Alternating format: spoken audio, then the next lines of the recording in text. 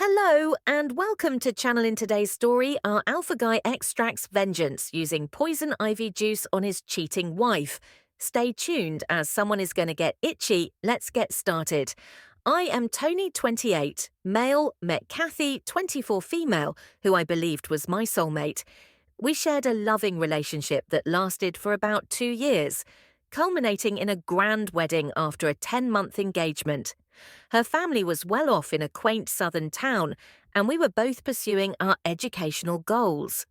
I was working hard to support us while pursuing Ada's a master's degree in engineering, and she was in the final stages of completing her doctorate in anthropology during the summer. An enticing opportunity arose for her.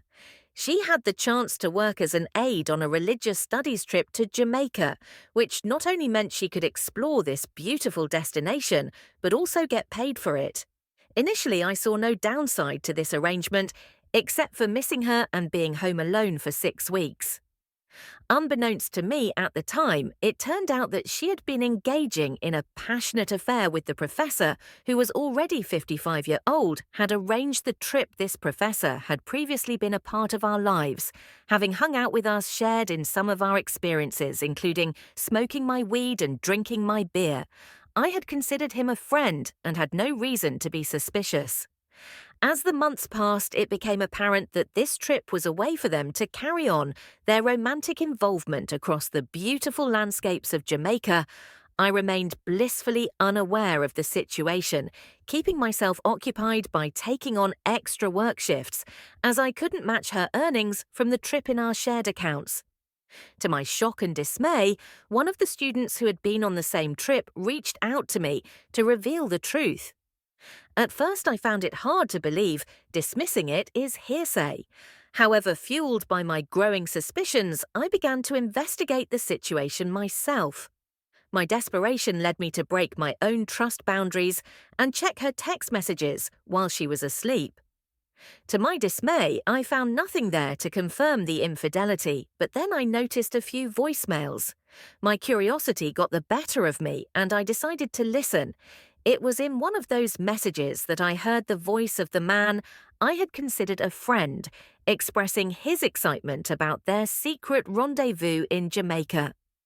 This discovery shattered the illusion of my relationship and left me in a world of emotional pain and confusion. I went through her laptop and uncovered a series of emails that mock me for being unaware of their passionate affair, often even taking place in our own bed.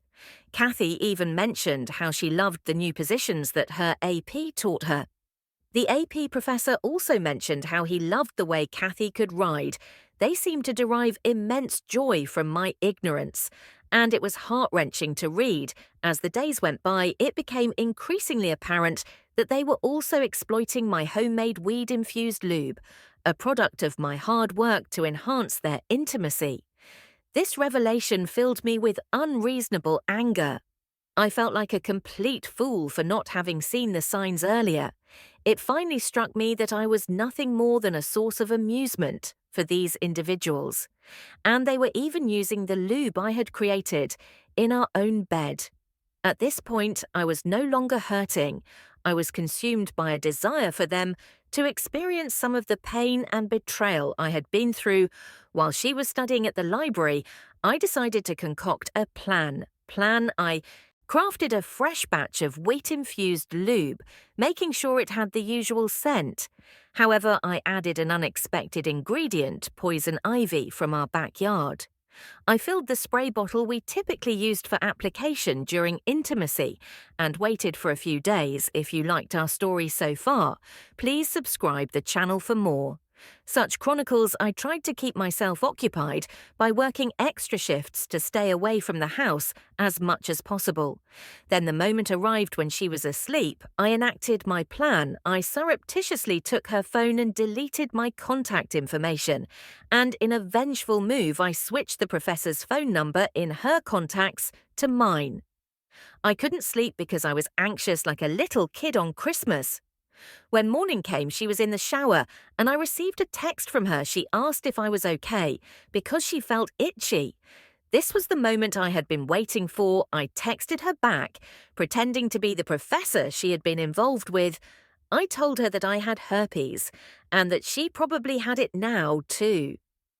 While she was still in the shower, I heard her make a surprised noise. I had to keep myself from bursting into laughter. Then I continued texting her, pretending to be the professor.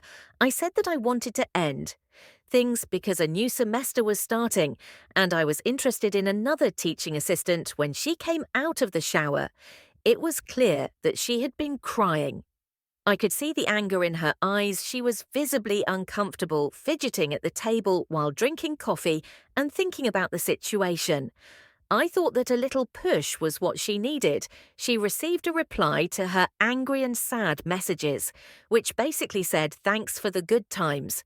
But can you keep this a secret between us? I don't want to ruin my chances with anyone else." I could see her boiling with anger, and she stormed out without even saying goodbye. I had a feeling she was headed to her professor's office. I quickly started up her laptop and set it to reformat, erasing her dissertation and any related notes. Then I rushed to campus, parked a little distance away, and hurried over to his office. When I got there, she was yelling at him for giving her herpes. There were quite a few people there. Professors, students, and other faculty members. She was crying a lot in front of her peers. And he looked extremely embarrassed and confused at that moment. I felt a strange satisfaction not even caring that people might think she had herpes. However, what happened next was quite intense. The situation caused a lot of chaos and trouble in their departments.